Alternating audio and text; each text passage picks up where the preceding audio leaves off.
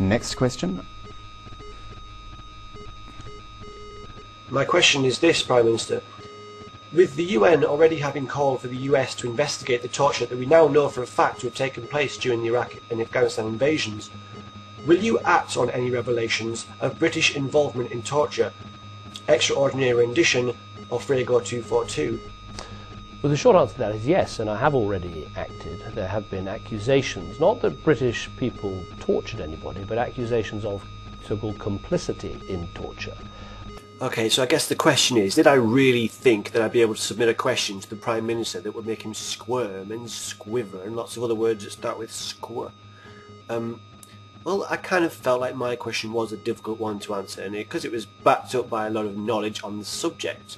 You know, I prefaced it by letting it be known that I knew that the Chilcot inquiry was basically a load of bullshit. I didn't even go into the fact that Tony Blair had been allowed to withhold over 50% of the correspondence between him and George Bush that was directed to do with the Iraq, decisions to go into Iraq and this kind of thing. Transcripts from meetings, these were all allowed to not even be submitted to the Chilcot inquiry. So one of the main kind of excuses given for the redaction of certain information from that inquiry was that, you know, if certain information was made public, that might hurt international relations. Well, there was lots of instances of very high profile, very important looking, potentially bits of information held back from the inquiry itself. You know, that stuff didn't need to be public if it really was something that could harm international relations unnecessarily. But that wasn't the case. It wasn't just about making stuff public. Tony Blair and others were allowed to actually keep things from the inquiry itself. So the whole thing was kind of a sham, really. So my question was prefaced with this kind of you know, knowledge of it, with a view to asking, you know, are you going to do anything about British involvement in torture? Unfortunately, as you saw, they clipped the question in a way that it was quite easy for him to give this open-ended answer that basically just said, well, I've set up the Chilcot inquiry, and he's not really given any you know, promise to do anything beyond that. It'd be interesting to see if he does. But this leads on to another problem. Basically, it's the media getting manipulated by political figures. I mean, yeah, it happens all the time, and I'm not obviously naive to that, but Al Jazeera is a station that has been typically very very open in its criticism of Western politics, hasn't shied away from, you know, really questioning the status quo at all. So I kind of thought, I guess, Al Jazeera in safe hands. But then on the other side of it, of course, you know, these world leaders do not need, they have no obligation to give themselves up for an interview like this at all. They don't need to do that. They can pick and choose. You know, it's a big coup for Al Jazeera or any other station to get a world leader on, and in such a capacity as was showed there. You know, answering questions sent from the public. Of course, they're going to pick questions that suited the Prime Minister. I mean, what I thought would happen is that they just have this pre-existing agenda of topics that they wanted to cover, and then pick questions to suit that agenda, and you can just ramble about the subjects that you already wanted to talk about. So, you know, this is a problem as well. So, you know, I wasn't under any illusions really that I'd make him squirm with the question.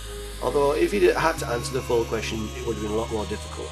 So there's a guy that did a video response to my Prime Minister's question. He pretty much covered everything else that I'd like to say on reflection of that whole episode. So I'm going to clip that into this video now, and I'll put a link in the low bar, and if you like what you see, then go and sub to him, alright?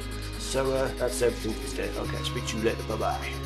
This is a video response to SkidRowRadio, aka, well, used to be known as Ujama Flipper, and it's usually addressed as such. And it's nearly threw my microphone over. And it's regarding the question that was selected for the Prime Minister's question time thing. First of all, congratulations. I mean, as much as there are other people, I think we probably both prefer to get to ask questions than the despicable way with Cameron. It's, you know, it's one of those cool little things. I touched upon it in the comment section, but the fact that your clip was edited down to and much more easily sidestepped and answered soundbite was actually kind of the reason why I didn't make one myself, because I started recording one and I couldn't get it down to below a minute, and I thought, if I can't make this extremely short, and if I can't present it in a manner where it will be obvious that they've tampered with it, if it gets edited, then I may as well not bother, because I'd rather not say anything than be seen to be saying one thing when I was presenting a slightly different and more cohesive argument. And this for me is one of the big problems with this new wave of this digital connection that we've established.